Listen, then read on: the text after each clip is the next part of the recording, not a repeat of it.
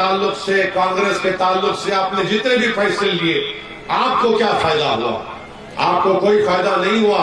मेरे पास वक्त नहीं है, सिर्फ इतना आपको कह रहा हूं कि जो समाजवादी के लोग, बसपा के लोग, जो मुस्लिम अल्पसंख्यक समाज के इलाकों में आकर खौम खौम खौम की बातें करते हैं, आप उनसे पूछो कि एक दीवाना आया था यहाँ पर, एक दीवाना आकर हमको ये बताया कि उत्तर प्रदेश में एक मुस्लिम अल्पसंख्यक समाज घर में सिर्फ 7 रुपये खर्च होते हैं, और उत्तर प्रदेश से बाहर अगर हैदराबाद हो या मुंबई हो या दिल्ली हो, वहां पर 10 रुपये खर्च होते हैं। उत्तर प्रदेश में 10 में से 7 बच्चे पढ़ना लिखना नहीं जानते, हिसाब किताब मुस्लिम घरानों के। इसका जिम्मेदार कौन है? उत्तर प्रदेश में सिर्फ 3% बच्चे ग्रेजुएट होते हैं, इसका जिम्मेदार कौन है? आपको मालूम मेरे भाई, जिंदगी में भी इंसाफ नहीं मिलता है, तो जब मौत आती है तो हमारे पास आंकड़े हैं, हमने स्टडी कराई माहिरीन से, जो फॉरवर्ड कास्ट के लोग हैं उनके बनिस्बत मुस्लिम अल्पसंख्यक समाज के लोग 6 साल पहले मर जाते हैं, 6 साल पहले उनकी मौत हो जाती। ये सच्चाई को जब हम बयान करते हैं तो सब हम पर उंगलियां उठाते हैं, सब हम पर उंगलियां उठाते हैं। हमारी लड़ाई तो यही है कि हमारे बच्चों को शिक्षा मिले, गरीबी का खात्मा हो, रोजगार मिले। ये लड़ाई आसमान से तारे तोड़कर लाने की तो बात मैं और कुशवाहा साहब नहीं कर रहे। भारत के संविधान में आपको गारंटी दिया गया है कि लो, ये मगर किसको दिया जाएगा? रोने वालों को नहीं मिलेगा, भीख मांगने वालों को नहीं मिलेगा, लड़ने वालों को मिलेगा।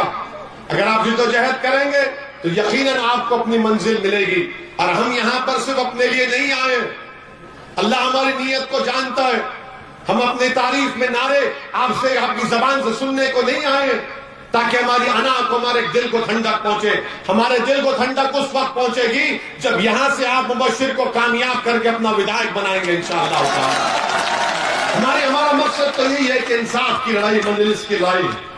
मेरे अजीज दोस्तों और बुजुर्गों, हम आपसे अपील करने आए हैं कि 27 तारीख के दिन आप अपना एक वोट पतंग के निशान पर बटन दबाइए।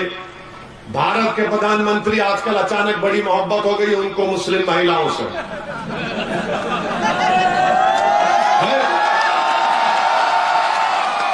भारत के प्रधानमंत्री आज भी कई भाषण में बोले कि कहां वो लोग जब उनकी बच्चियां घरों पर आ जाती थी।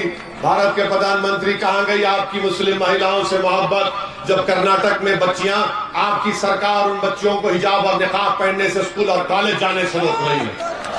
कहां गई आपकी मोहब्बत कि हमारी बेटियों को सरेआम उनके कपड़े उतारे गए, बुर्का उतारा गया रोड पर? जब आपको मोहब्बत नजर नहीं आई।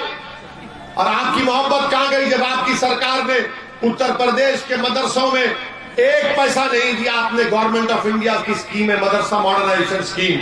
हमने पार्लियामेंट में सवाल उठाया था, मुख्तार अब्बास नकवी ने झूठा वादा किया, उत्तर प्रदेश की सरकार को 40% हिस्सा देना था, नहीं दिया। कहां गई आपकी मोहब्बत प्रधानमंत्री जब CAA के प्रोटेस्ट में 22 मुसलमानों को गोली मारकर हलाक कर दिया गया, कत्ल कर दिया गया? ये मेरे अल्फाज नहीं है, जस्टिस सुदर्शन रेड्डी जो सुप्रीम कोर्ट के साबिक़ जज थे उन्होंने कहा। मेरे अजीज दोस्तों बुजुर्गों, अब प्रधानमंत्री नया जुमला बोले हैं कि 10 मार्च के बाद 10 मार्च के बाद सांड और आवारा पशुओं के गोबर से आपको दौलत निकाल कर देना। वाह प्रधानमंत्री वाह, गोबर से दौलत निकलेगी हैं? और वो सांड और वो आवारा पशु एक रात में पूरी किसान की दौलत को खा के चले जाते हैं, तो प्रधानमंत्री बोले खाने दो, मैं गोबर से निकालूंगा। वाह प्रधानमंत्री, क्या दिमाग है आपका। आप बताइए, प्रधानमंत्री इस तरह की बात करेगा? एक प्रधानमंत्री को कहना चाहिए था कि भाई मसला क्यों पैदा हुआ, 2017 से आपने इस मसले को पैदा किया। और फिर प्रधानमंत्री एक और बात बोल दिए कि उत्तर प्रदेश की जनता कहती है कि हम मोदी का साथ क्यों छोड़ेंगे, हमने उसका नमक खाया है। आप मोदी का नमक खाया या देश का नमक खाया? किसका नमक खाया? डरो मत, जोर से बोलो। तो प्रधानमंत्री ये समझ रहे कि हम सब उनका नमक खाए। प्रधानमंत्री आप भी देश का नमक खा के प्रधानमंत्री बने। आप किसी और का नमक नहीं खाएं, अगर खाएं तो बताइए हमको किसका नमक खाए आप। प्रधानमंत्री बोल रहा, बताइए प्रधानमंत्री ये समझ रहे कि अगर मैं पेट्रोल डीजल गाड़ी में भराता हूं, मोटरसाइकिल में डालता हूं, तो उन पैसों से गरीब को राशन मिलता है। अगर एक गरीब महिला एक बिस्किट का पैकेट खरीदती है अपने भूखे बेटे या बेटी को खिलाने के लिए, तो उस कीमत से जीएसटी मिलता है। और प्रधानमंत्री बोल रहे मैंने बड़ा एहसान किया। कुछ एहसान नहीं किया प्रधानमंत्री ने, बल्कि रोजगार नहीं मिला उत्तर प्रदेश के युवाओं को। उत्तर प्रदेश के रोजगार का बीजेपी ने 5 साल पहले कहा था 70 लाख लोगों नौजवानों को युवाओं को नौकरी मिलेगी, सिर्फ 3 लाख को देने का झूठा दावा करते। किसान परेशान है, गरीब परेशान है। वो नौजवान जो रात भर महीनों पढ़ता है, गांव से निकलकर शहर जाकर एग्जाम लिखता है, तो योगी की सरकार कहती है एग्जाम नहीं होगा, पेपर लीक हो गया। और योगी कहते हैं कि माफिया भाग गया, क्रिमिनल भाग गया। अरे कहां भागा? जो हमारी गाड़ी पर 4 गोलियां चलाई वो किसके घर का दामाद था?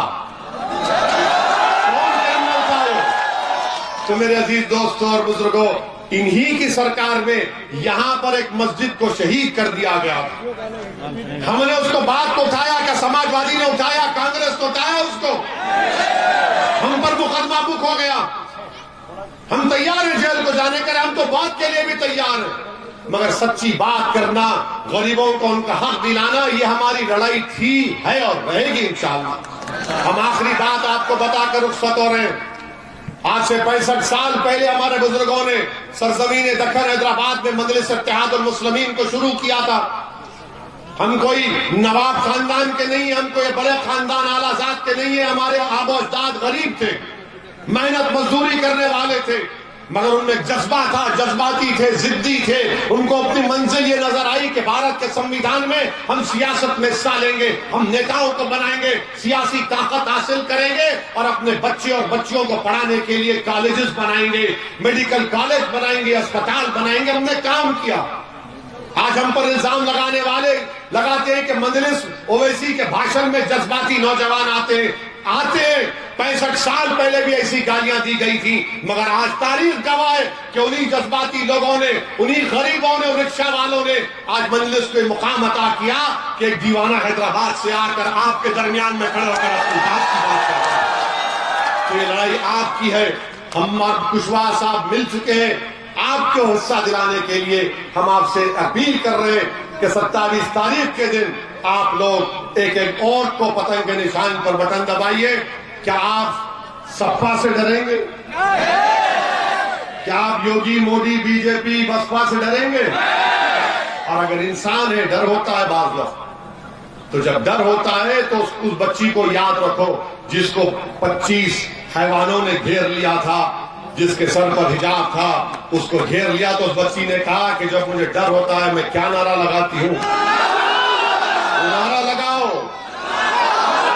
वो जबान पर लाओ उस कलमे को, उस जुमले को, और हिम्मत कर अपने हौसले को बुलंद रखो। और याद रखो ये लड़ाई आपकी है। ये प्रत्याशी जरूर है, मगर आप तमाम मजलिस के प्रत्याशी हैं, क्योंकि आपका मुस्तकबिल है। आपको अपनी लड़ाई को आगे लेकर जाना है, ये आपको अपना नेता बनाना है। यही चंद बात हम आपसे कहकर रुखसत होते हैं। शुक्रिया, अस्सलाम वालेकुम।